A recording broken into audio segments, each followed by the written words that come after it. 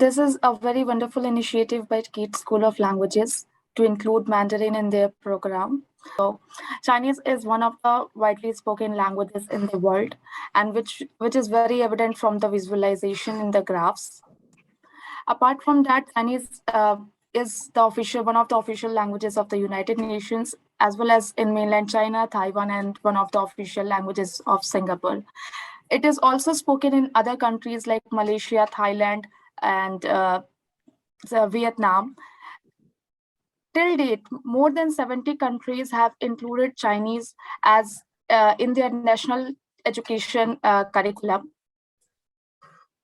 So one of the factors including connecting India and China is their long history and rich culture.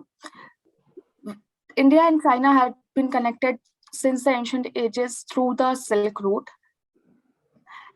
Buddhists played a very vital role in this connection with Kashyap Matang and Faiyan and Xuanzang traveling to India and China back and forth.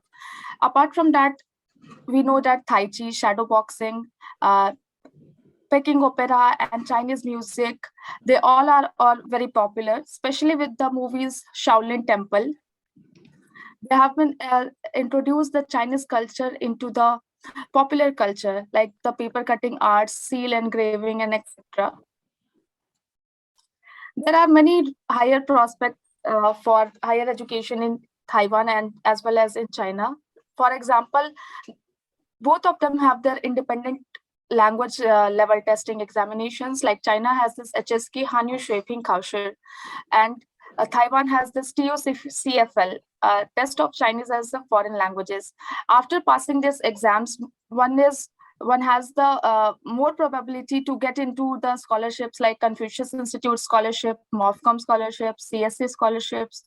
In Taiwan, they have this Huayu Enrichment Scholarship, MOFA Taiwan Scholarship, Deep Scholarship, as Director Chen mentioned.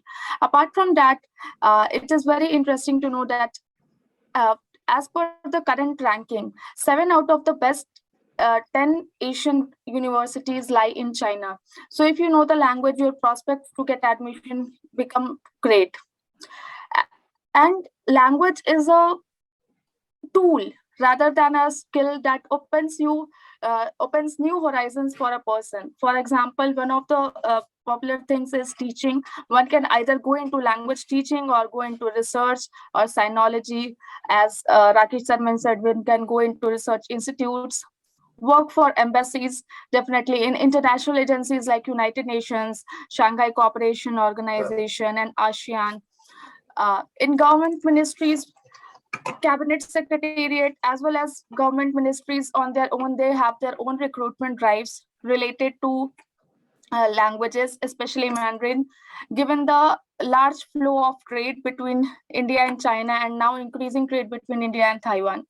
In media, you can work in Chinese media agencies, like there have been people who have been writing about China, for example, Anand Krishnan, who was working with The Hindu as a correspondent in Beijing for many years, and then he became a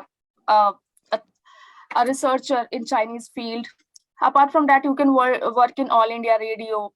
You can work in different magazines.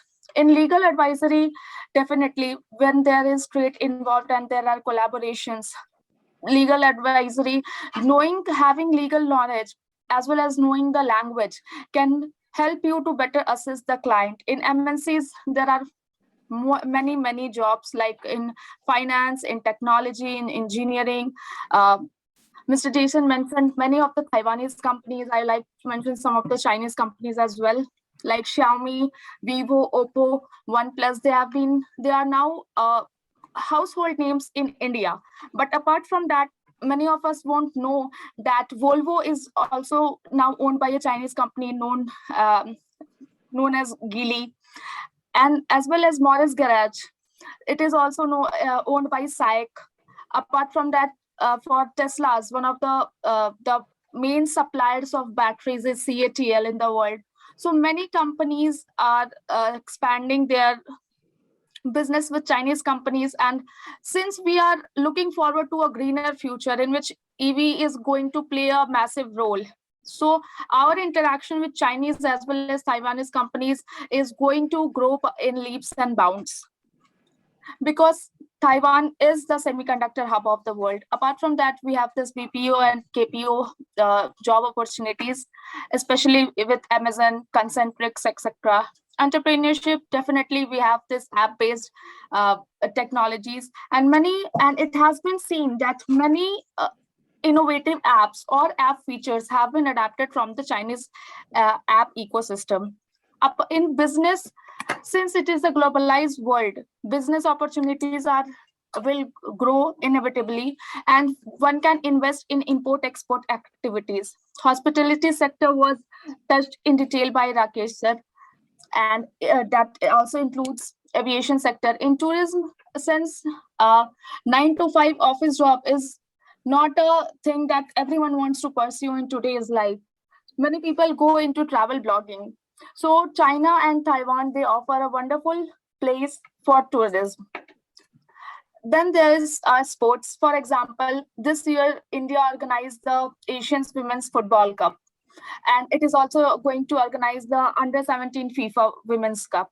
So in such sports organizations, we need interpreters for all the languages to make the players feel at home, to make them comfortable. Then comes the art, and we have seen collaboration in art and movies also, since many of the Hollywood movies also now are shooted in China. Apart from that, freelance translation and interpretation are also good for those people who want to pursue a different, like to pursue their education, higher education, but at the same time they can have a passive source of income. So one of the challenges that people face is like Chinese is one of the toughest languages in the world, definitely. But since technology has come in, so it has been become very much easier. Earlier used to memorize characters, and we used to you just cannot write characters without knowing the strokes and everything. But now most of the work is done online. We teach online, we study online, we do all our office work online. So mostly we are allowed to, and we are ought to type. So we can type using pinyin, that is a Latin alphabet. So we don't need to memorize every character, like every stroke of every character. At the beginner level, just recognizing the characters are enough. And through mobile applications, there are plenty of apps that guide you how to write the characters through different strokes. Then nowadays, dictionary is very accessible, as accessible that you just pull out your mobile out of your pocket and you can just draw the character, learn the word, or type the sound, the pinyin, and get the meaning. And so in this course at KIIT, in the 3-month course, we want to use all the benefits that technology has to offer in learning Chinese language. And since Chinese is tough, but it is also unique. Unique in the sense that it has characters. It does not have alphabet, but these characters are not abstract. They have their meaning, and it is a very logical language. As you can see from the pictures, the characters can be visualized into the words that they represent, like Huo is fire, Mu is wood or tree.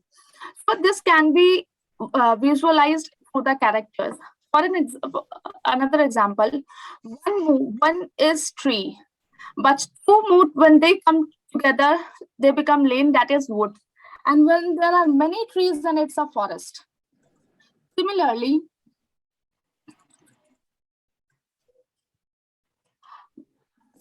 if there is one person, that is run, that is one person. But if there are two run, then it becomes to follow. And if there are three, it means crowd.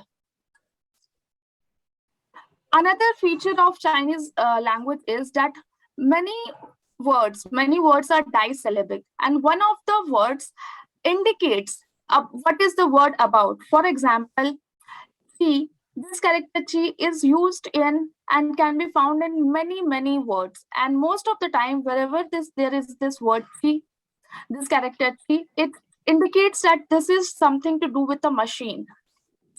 So you can see that in English we say mobile phone or cell phone, but in Chinese it is the machine which we use in our hands, or that is very compatible in our hands. So it's shouchi.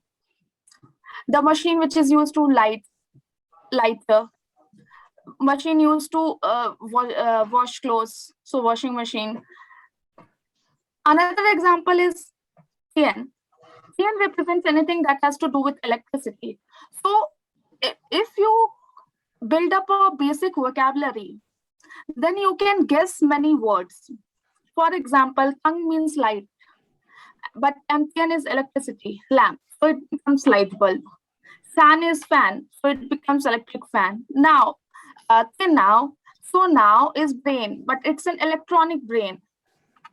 So in the initial days, if you complete a basic vocabulary, you can guess many words. In the 3-month introductory course in Chinese that is being offered at KSOL, we will cover the introduction, time, place, and how to travel to any place, and all the basic necessities that you need to know before going to China or Taiwan, which will make you to utilize this opportunity the most.